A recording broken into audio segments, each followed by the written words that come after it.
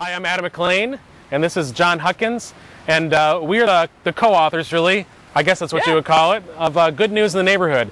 And I wanted to just kind of introduce you a little bit to what this whole thing is all about.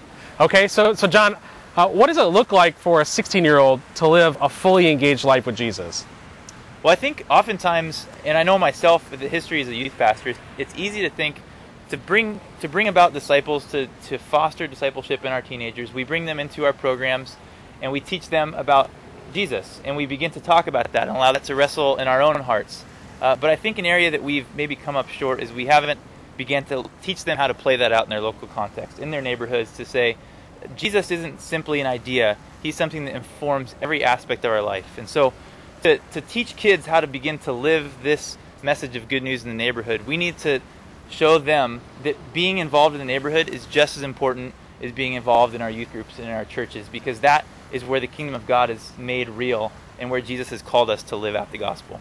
So, I mean, that all sounds fantastic, and I already bought a copy, right? So, how do you actually teach that to a 16-year-old? Like, what's the mode or what's the method that that you think would actually work?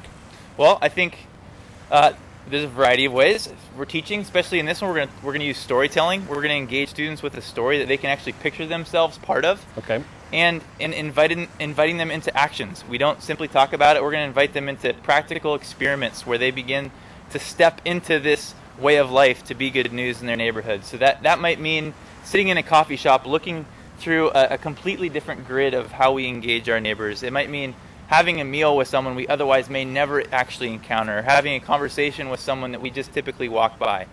So it's going to actually call into question our ways of life, and that's how we want to form teenagers. Sounds like there's not going to be a lot of acronyms. Not a ton. Okay. We can work them in, though, if we need to. Yeah, if you're feeling like you need to have bullet points and acronyms, we can make that happen, right? You know, if you feel comfortable with that, yeah. Yep. So that's kind of the gist of what this thing is about, right? That's the heart behind it. We're like accessible. If you got questions about the Good News curriculum, drop us an email and we'll get back to you. You can send us a video. That'd be really cool.